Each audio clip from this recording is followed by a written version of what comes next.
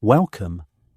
If you follow economic news, you are bombarded with one word above all others: inflation. The Federal Reserve, Jerome Powell, interest rate hikes. It seems like an obsession.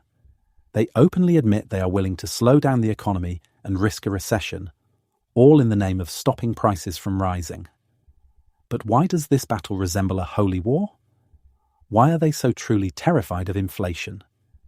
The answer isn't found in today's headlines, but in the dusty economic archives of the 1970s. It was an era that economists had previously thought was impossible, according to the then-dominant Keynesian economic theory. This theory posited an inverse relationship between unemployment and inflation, illustrated by the Phillips curve. You could fight unemployment and accept higher inflation, or fight inflation and accept higher unemployment. But the 1970s defied this logic. Unemployment and inflation, the two great enemies that were supposed to destroy each other, instead joined forces and terrorized the American economy. This era was dubbed the Great Stagflation. And this ghost still doesn't let anyone who works in the Mariner S. Eccles Federal Reserve Building on Constitution Avenue sleep peacefully at night. You know what the most terrifying lesson of the 1970s is? That inflation isn't just numbers on a data report, it's psychology. When people begin to believe that prices will keep rising, it becomes a self-sustaining force that is almost impossible to stop. And this is the very nightmare that haunts the dreams of modern central bankers. Today, we will figure out how the stagflation monster of the 1970s was born, why it couldn't be slain for a decade, and how its long shadow now controls every word and every decision of the modern Fed. This is the essential backstory you need to understand what is truly happening with your money. If you want to always be in the loop with this kind of deep analysis, subscribe to our channel. Your support is incredibly important to us. Let's travel back to America in the early 1970s. The economy was emerging from the booming, turbulent 60s, but storm clouds were gathering on the horizon. The first blow was political and monetary. In 1971, President Richard Nixon unilaterally terminated the Bretton Woods system, effectively ending the gold standard. The US dollar was no longer convertible to gold. This created massive currency volatility and removed a key discipline on monetary policy. Money, in a sense, became cheaper and more abundant. If you're interested in this period, you can watch our video on the topic. The link is in the upper right corner or in the description. Then in 1973, the second oil shock hit, one that nobody had predicted. The Yom Kippur War in the Middle East led to Arab OPEC nations imposing an oil embargo against the West in retaliation for their support of Israel. We also have a whole video breaking down how oil became a potent political weapon. You can watch it right now by clicking the link on screen or in the description. The result? Oil prices quadrupled. Overnight. Imagine yourself as an ordinary American at that time. You drive to a gas station only to find kilometre-long lines. Gasoline, the lifeblood of your car, your job, your family's mobility, was either unavailable or cost a fortune. But this wasn't just about expensive gas. It meant expensive transportation for all goods. It meant expensive heating for homes and factories. It was like a massive, instantaneous tax on the entire economy. Prices began climbing at a rate not seen in generations. By 1974, inflation surged to 12. But this was only the first act. In 1979, a second oil shock hit, triggered by the Iranian Revolution, and oil prices skyrocketed once again, doubling this time. But the oil crisis was only one of the three pillars upon which the stagflation monster sat. The second pillar was the monetary policy of the Fed itself. Its chairman, Arthur Burns, faced a paralyzing dilemma. On one side, raging inflation. On the other, rising unemployment. Classical economics told him to pick one enemy to fight, but Burns, a political operator, didn't want to choose. He feared that sharply raising interest rates to cool inflation would plunge the country into a deep recession and social unrest. Consequently, the Fed under his leadership acted timidly, always behind the curve, raising rates hesitantly and hoping for a painless, soft landing. His policy was reactive, not preemptive. He was constantly chasing inflation but never managed to get ahead of it. The third pillar was intangible, yet it proved to be the most critical: a profound crisis of confidence. People, businesses, and labor unions saw that the Fed was not in control. They internalized a simple truth: prices are just going to keep going up. And they began building this expectation into their every decision. Unions demanded wage increases that not only matched but exceeded current inflation.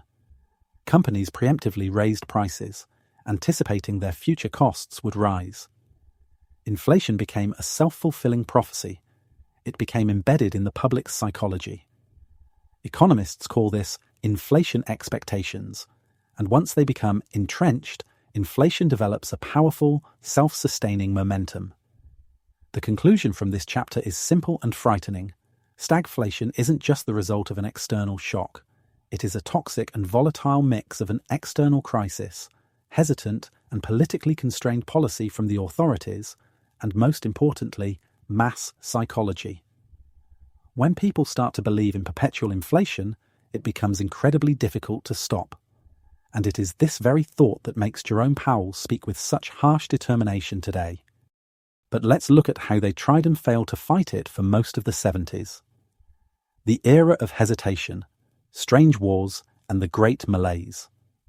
So the monster was loose on the streets. Inflation reached double digits while the economy stagnated. Presidents Nixon and Ford tried to fight it with increasingly strange and ill-conceived methods. Nixon, for example, implemented temporary wage and price controls. It was like putting a lid on a boiling pot of water. For a short while, the hissing stopped, but the underlying heat remained. When the lid was inevitably removed, the pent-up pressure burst out with double the force. His successor, Gerald Ford, launched a futile public relations campaign called Whip Inflation Now, WIN, complete with red lapel pins. This only served to highlight the administration's helplessness in the face of a structural economic problem, but the true symbol of policy failure was Arthur Burns's successor as Fed chair, G. William Miller. He wasn't even a professional economist. He was a lawyer and corporate CEO from industry. Under his brief tenure, the fight against inflation was like trying to put out a 5-alarm fire with a glass of water. Inflationary expectations spiraled completely out of control. It seemed the monster was untamable. America sank into a national mood that economists and politicians called the Great Malaise, a pervasive, resigned certainty that high inflation was now a permanent feature of American life.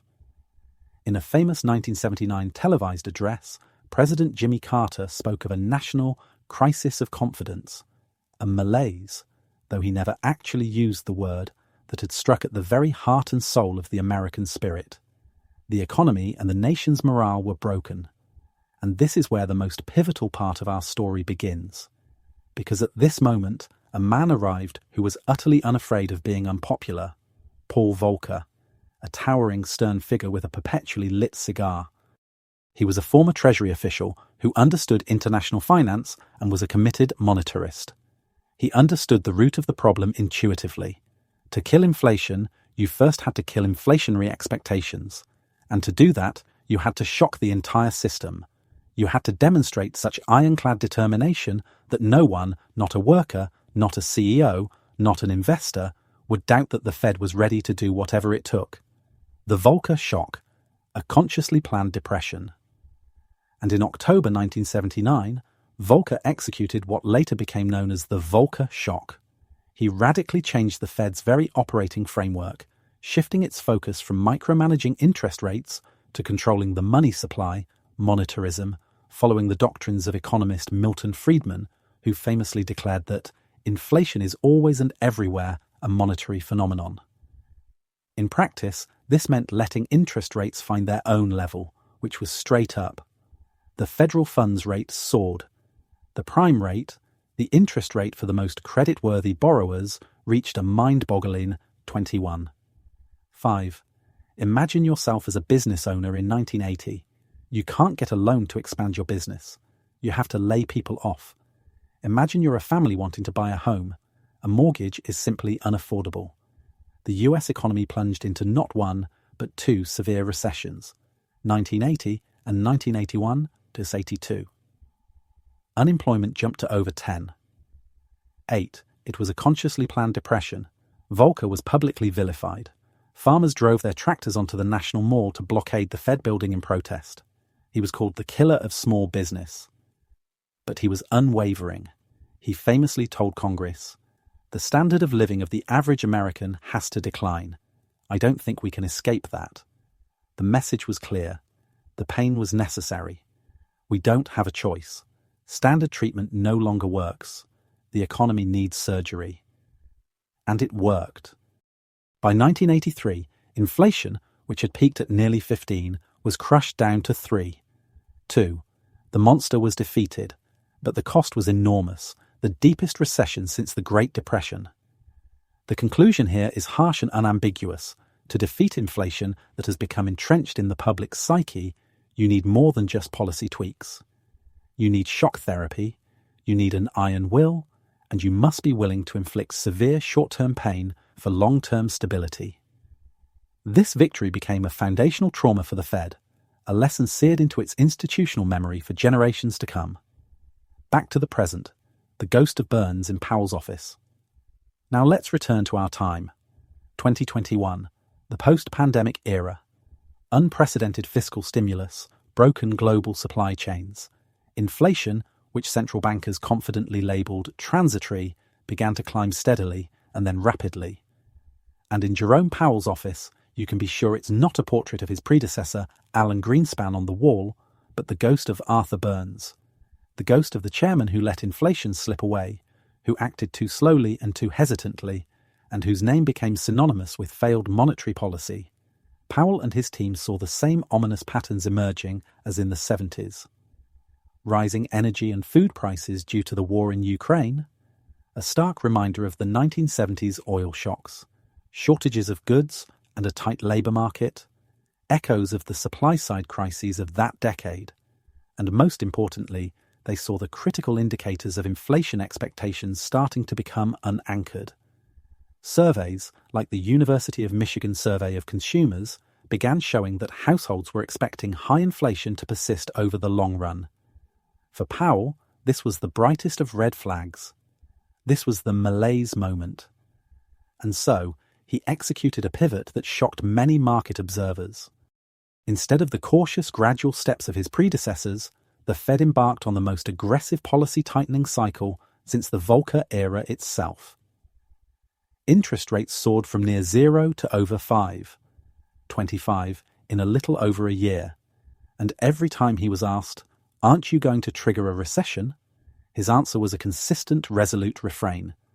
He explicitly invoked the lessons of the 1970s, stating, "The clock is kind of resetting, and the risk is that it just goes on for too long and raises the cost of dealing with it." He left no room for doubt. Restoring price stability is our overriding priority. We will not repeat the mistake of the 70s. We will not let inflation become entrenched. His greatest fear is not a stock market correction or a temporary spike in unemployment. His ultimate nightmare is losing control over inflation expectations. Allowing the idea that inflation is back for good to settle into the minds of consumers and corporations for the next decade. Because then, as Paul Volcker demonstrated so brutally, rooting it out requires economic fire and sword, inflicting incredible pain on the economy and society.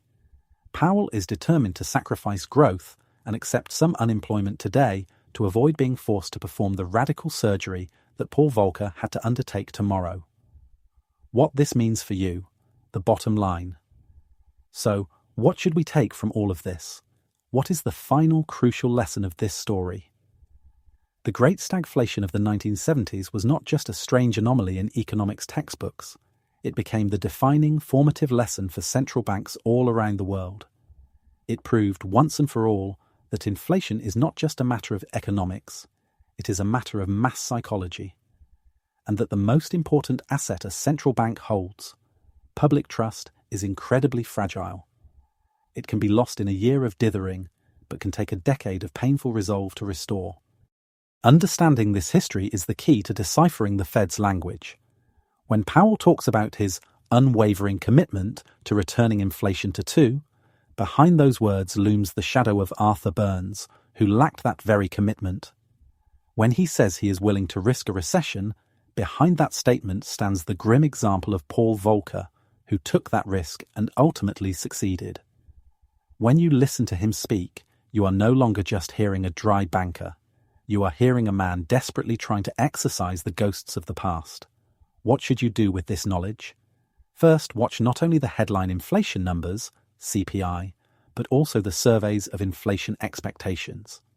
The University of Michigan survey and the New York Fed's survey of consumer expectations are the canaries in the coal mine that the Fed watches more closely than almost any other indicator. Second, understand that a soft landing taming inflation without causing a recession is the ideal outcome, but history shows it is notoriously difficult to achieve. The battle against entrenched inflation has almost always required an economic downturn. Third, when the financial news talks about the next Fed rate decision, remember, this isn't just dry technical economics. It is the latest act in a high-stakes drama with a half-century history. It is a continuous battle with a monster that was once defeated at an incredible cost, a monster that still terrifies them today. The history of stagflation is the master key that unlocks the mind of the modern central banker, and now you hold that key. Use it to understand the forces shaping your economy, your job, and your wallet, just that little bit deeper. If this key has been useful to you, support our channel by subscribing and liking this video. Together we can continue to unravel other complex topics that shape our world. Thanks for watching.